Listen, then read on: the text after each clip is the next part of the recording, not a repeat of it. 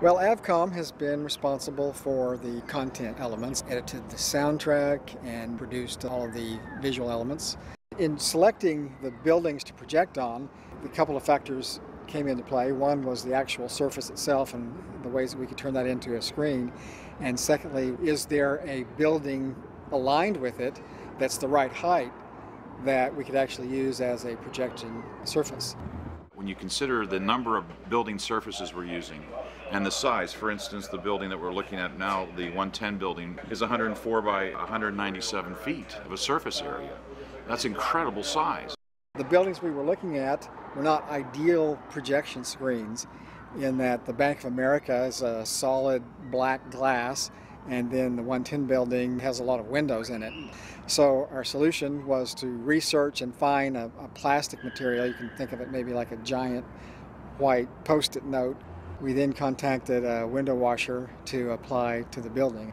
The result is a very projectable surface. Obviously our palette is vertical. So that's not really a particular problem in the production. Our real challenges came in the projection. Well, the first thing about the projectors is they weigh 250 pounds and they'd have to be carried up ladders. So we used a crane. We had a 194-foot crane on 2 occasions to lift a total of 10 projectors to one 15-story and one 8-story building, as well as materials to build structures to protect the projectors from weather. We initially made the assumption that we could just turn the projector on its side, because we've certainly done that with certain projectors. But then we discovered later on, after discussion with the manufacturer, that that's not possible. We did find out it's possible to turn the projector directly on its tail, pointing up at the sky.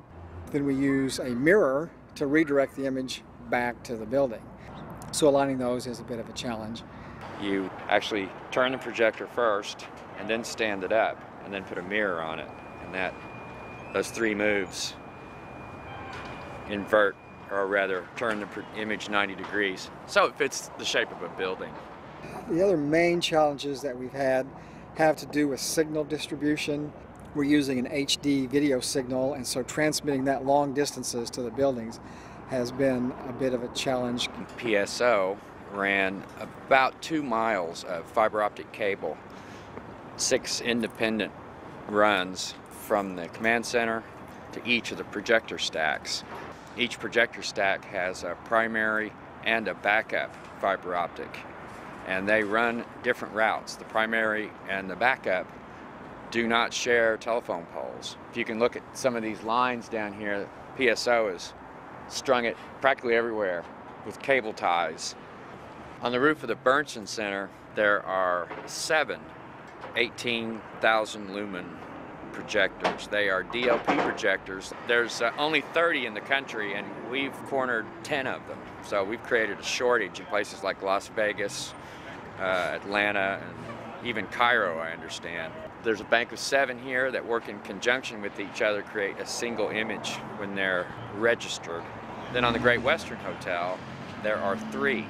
It's exciting when you think about the 4 projection areas and that you have animation, but it's just not animation from the source of something that we made.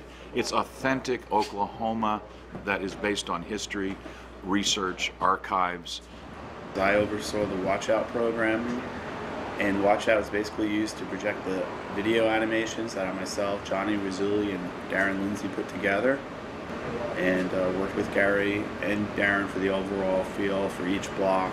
The show's divided up into 22 blocks with a distinct look, and we kind of went like we normally do procedure, but just kept in mind that we didn't have to be busy all the time. We didn't have to be the focus of attention all the time, so that kind of helped us a lot. The entire show is synchronized to the soundtrack that's been produced. Everything is coordinated to music. Some pieces are very, very tight with the music. Some pieces are a little bit softer. But music was the priority one. That was created first. Every song has an Oklahoman in it. Every picture is a scene from one of our great moments of history. There's spirit, there's bombast, but there's also passion. For the Centennial celebration, I'm in charge of house lights, which is kind of different because I get to turn all the building lights off and the street lights and the parking lot lights, just so we'll have a dark palette for our event, for all the lighting and lasers and video. The video projection, although it's very bright, it needs a dark surrounding so that that can be the focus. The main high-rise downtown buildings, all their exterior lights will be off, and a lot of the interior building lights will be off the night of the show as well.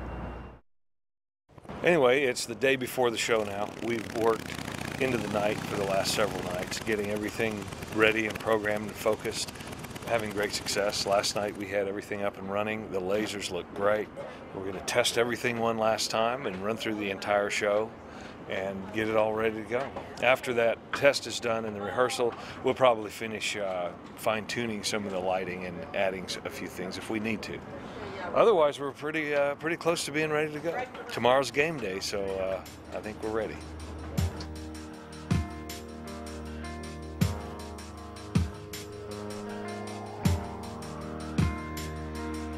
Well, we've had a great time. It's been a wonderful thing for us and a wonderful thing for the state of Oklahoma.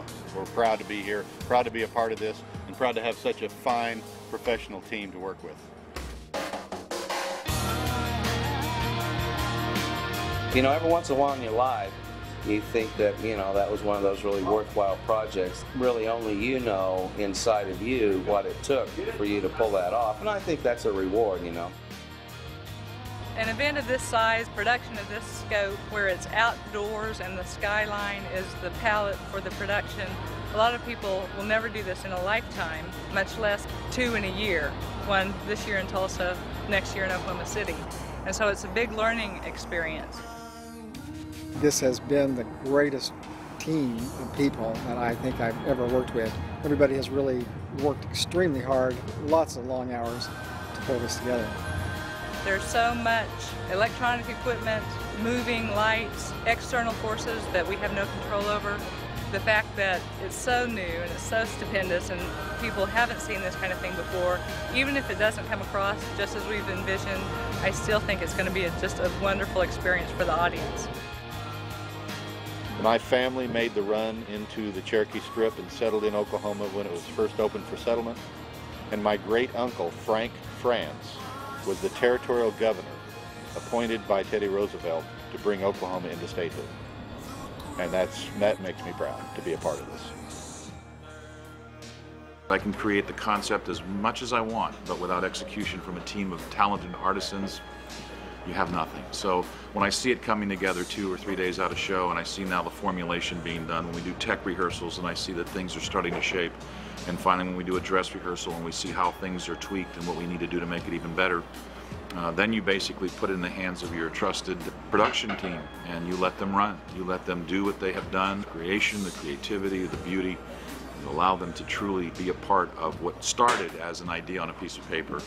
It lifts itself out and goes up to the heavens, and there it is for everybody to see.